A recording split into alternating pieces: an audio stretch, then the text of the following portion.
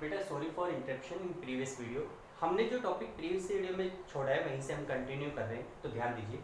तो देखो, जैसे मैं बता रहा हूँ, मैंने आपको बताया कि भाई जैसे सबसे पहले नया पार्टनर गुडविल का पैसा लेकर आया और उस गुडविल के पैसे को ओल्ड पार्टनर ने डिस्ट्रीब्यूट कर लिया अपने सैक्रिफाइस रेशियो में। अब आप देखो कि इसका इम्पैक्ट क्या पड़ा। एक तरफ हमारा बैंक बैलेंस बढ़ गया, एक तरफ ओल्ड पार्टनर की कैपिटल बढ़ गई। तो अब जैसे मैं बता रहा हूं कि इस पैसे के ऊपर केवल और केवल ओल्ड पार्टनर का राइट होता है, ठीक है। अगर वो चाहे तो इस पैसे को बिजनेस में मेंटेन करके भी रख सकते हैं, और अगर वो चाहे तो इस पैसे को विड्रॉ भी कर सकते हैं। अगर वो चाहे तो इस पैसे को विड्रॉ भी कर सकते हैं, या फिर ऐसा भी हो सकता है कि गुडविल के रूप में ओल्ड पार्टनर के हिस्से में जो पैसा मिला वो सारे के सारे पैसे को भी निकाल सकते हैं। 50% अमाउंट, 30% अमाउंट, 20% अमाउंट, जितना उनको अच्छा लगे उतना भी विड्रॉ कर सकते हैं।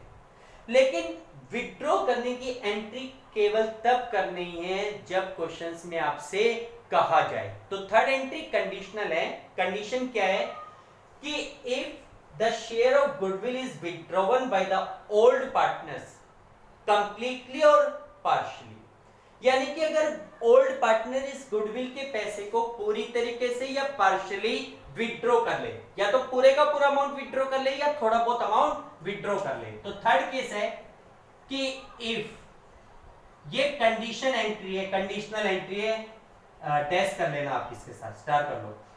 If the amount of goodwill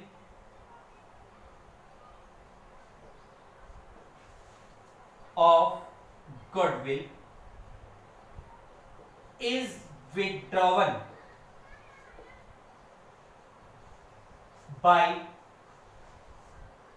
old partners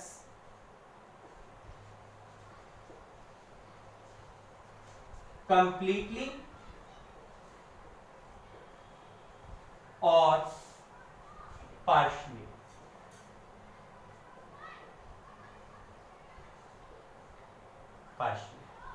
अगर ओल्ड पार्टनर इस गुडविल के पैसे को पूरी तरीके से या इसका थोड़ा बहुत अमाउंट विड्रॉ करते हैं, तो उसके लिए एंट्री क्या होगी? Partners capital account debit to bank. तो इसकी एंट्री होगी partners capital account debit to cash या बैंक, जैसा ऊपर किया गया था, टू कैश या बैंक। जितना पैसा उन्होंने निकाला, जैसे मान लो एक्स और वाई को 50-50 मिले थे, लेकिन उन्होंने डिसाइड किया 40% निकालना है, यानी कि 20,000 एक्स निकालना है, 20,000 वाई। तो X capital account debit, Y capital account debit to bank, ठीक है।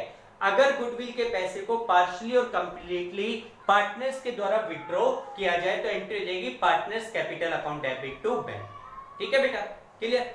अच्छा, ये सेकंड केस था कि when the new partner brought his share of goodwill in cash, ठीक।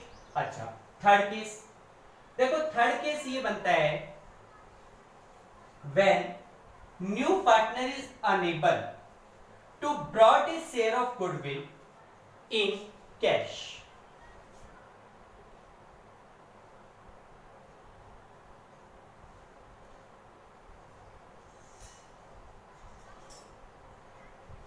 New partner is unable to brought his share of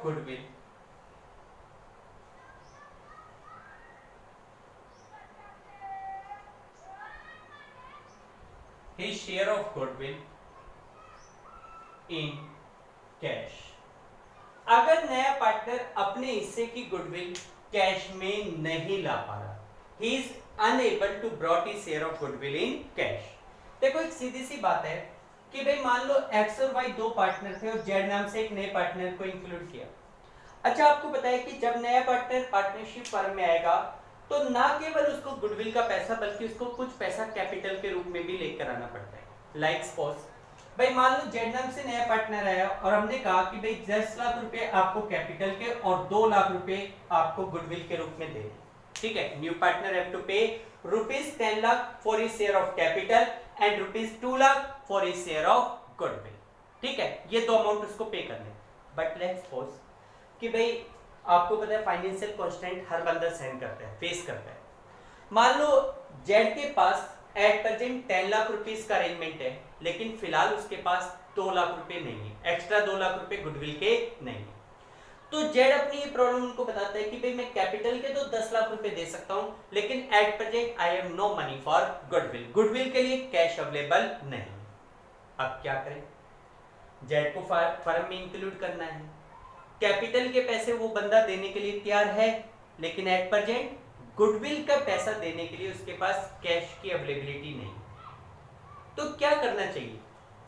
क्या हम उसका गुडविल का पैसा रेमिट कर दें, माफ कर दें, मना कर दें कि भाई गुडविल मत दो, चलो कोई बात नहीं? ऐसा तो नहीं होता भाई, पैसा तो कोई भी नहीं छोड़ेगा। तो फिर बात आती है क्या किया जाए? तो देखो ऐसे सिचुएशन में ठीक है, वो कैपिटल का पैसा ला रहा है but is unable to brought his share of goodwill in cash. भाई वो बंदा ये कहता है कैपिटल ले लो, लेकिन गुडविल का पैसे के लिए मेरे पास कैश की अवेलेबिलिटी नहीं है।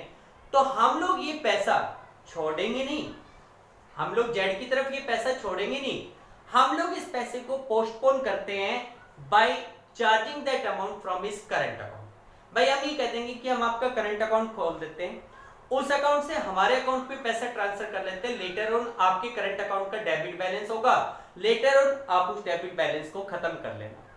तो सिंपल सी बात है कि if new partner is unable to brought his share of goodwill in cash, अगर नया पार्टनर अपने हिस्से की गुडविल कैश में नहीं ला पा रहा, तो उसके हिस्से की जो भी गुडविल बनेगी that will be charge from his current account. उस पैसे को हम उसके करंट अकाउंट से चार्ज करेंगे and it will be transferred to old partners capital account in their sacrifice ratio.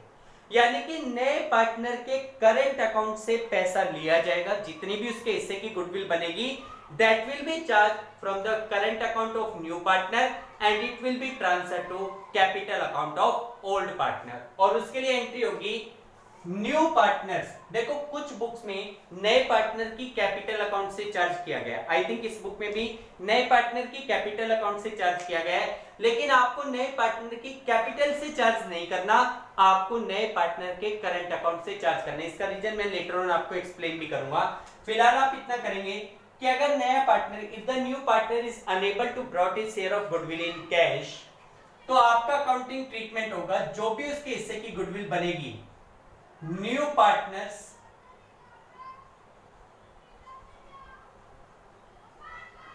Current account debit to old partners capital account. क्या entry बनेगी बेटा?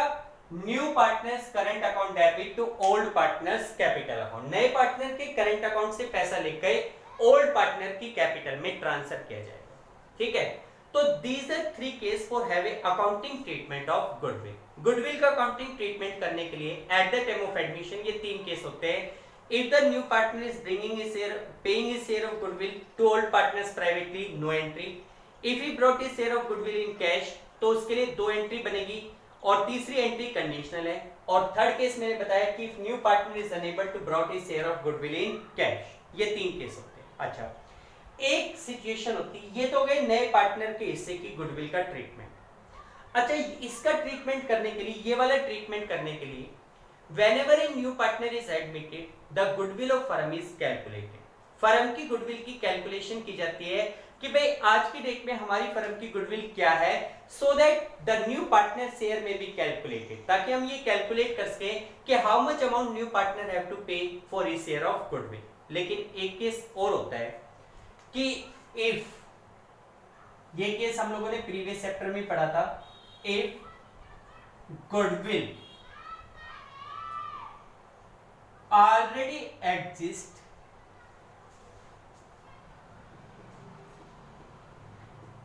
in books of account, in books of account at the time of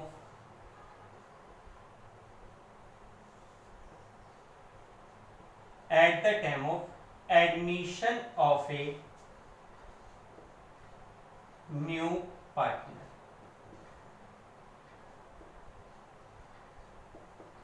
If goodwill already exists in books of account at the time of admission of a new partner, अगर किसी भी नए partner के admission के समय, if at the time of admission of a new partner goodwill already exists in books of account, अगर हमारी books of account में पहले से कोई गुडविल दिखाई गई हो, ठीक है, अगर कोई भी नया पार्टनर एडमिट होता है and eight the time if the goodwill already shown in books of account, अगर हमारी बुक्स ऑफ अकाउंट में पहले से कोई गुडविल दिखाई गई हो, तो उसमें ध्यान रखना, आप लोगों को पहले भी बताया था कि eight the time of admission if goodwill already exist in our books of account, तो चाहे वो एडमिशन हो, रिटायरमेंट हो, डेथ हो, चेंज इन रेशियो, कोई भी सिचुएशन हो, जो गुडविल हमारी बैलेंस शीट में पहले से दिखा रखी है, that goodwill which already exist in books of account will be written off among old partner in their old ratio. यहां पे कौन सा रेशियो अप्लाई होगा?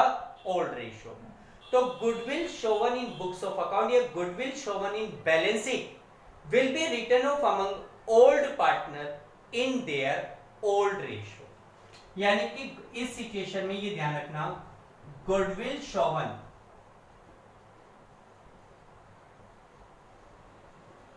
इन balance sheet will B distributed among old partners in their old ratio। ये old ratio को underline किया करो ताकि आपको क्लियर हो कौन सा रेशियो, ठीक है। जो गुडविल बैलेंस शीट में आपको दी गई है उस गुडविल को ओल्ड पार्टनर में उनके ओल्ड रेशियो में राइट ऑफ करना है, और उसके लिए हमारी एंट्री क्या होगी? देखो गुडविल कहाँ दी होगी? बैलेंस शीट की एसेट साइड में। अच्छा, आप लोगों को अच्छी तरीके से पता है कि those item which are given on the asset side have debit balance. जो आइटम एसेट साइड में उनका होता है डेबिट बैलेंस, उसे खत्म करने के लिए करो क्रेडिट, और उसे ओल्ड पार्टनर में डिस्ट्रीब्यूट करना है तो ओल्ड पार्टनर की कैपिटल को करो debit.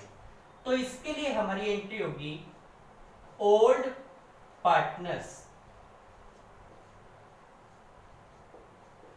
Capital account debit to goodwill account. Old partners capital account debit to goodwill account. Narration में लिख देंगे goodwill shown in balance sheet written off among old partner in their old ratio. यानी कि जो goodwill हमें balance sheet में दी गई थी that was distributed among old partner in their old ratio. Clear बेटा? तो this is the complete accounting treatment of goodwill in case of admission of a new partner. किसी भी नए पार्टनर के एडमिशन के सिचुएशन में गुडविल का accounting treatment. तो आई होप आप लोगों को समझ में आया होगा। आप लोग इस कॉन्सेप्ट को अच्छे तरीके से तैयार कीजिए, कल हम इससे रिलेटेड इलस्ट्रेशन सॉल्व करेंगे। Okay, thank you, have a nice day.